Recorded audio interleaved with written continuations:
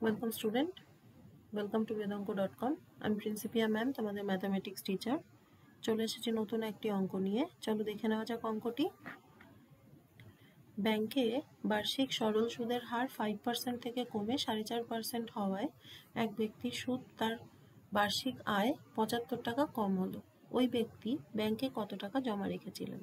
দেখো, শুরুতেই আমাকে তাহলে এখানে যেটি ধরে নিতে হচ্ছে সেটি হলো আসল, কত টাকা তিনি জমা রেখেছিলেন। তাহলে ধরি ব্যক্তি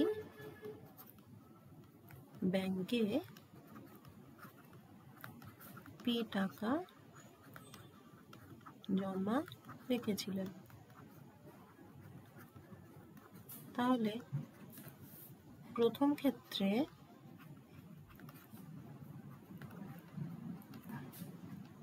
আসল পি টাকা, সুদের হার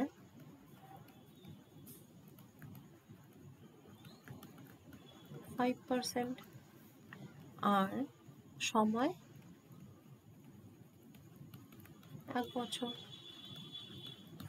অতএব সুদ কত হবে?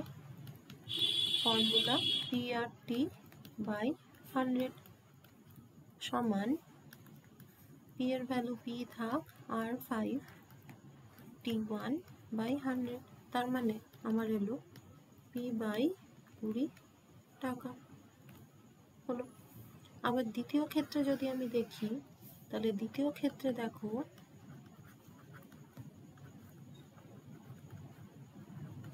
আসল ওই পি টাকাই থাকবে,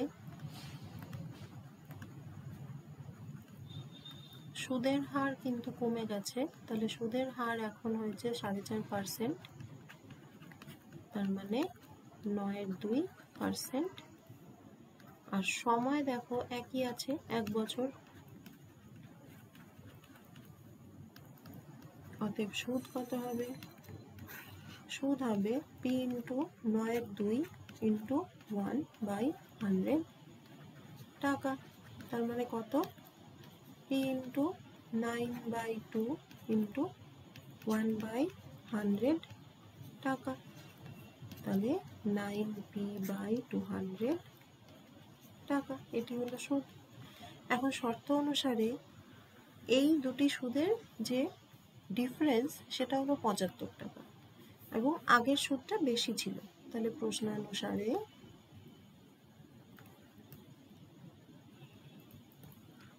P/20 minus 9P/200 is equal to 75 আর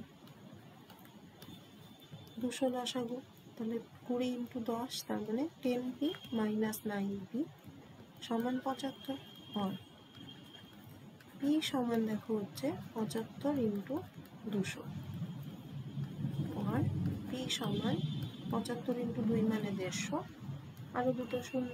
অতএব আসল কত, তিনি কত টাকা ব্যাংকে রেখেছিলেন? আসল সমান হলো 15,000 টাকা, তিনি এই টাকাটি ব্যাংকে রেখেছিলেন। Thank you for watching vedanko.com। আরো নতুন নতুন অঙ্কের সমাধান পেতে অবশ্যই vedanko.com ব্রাউজ করুন।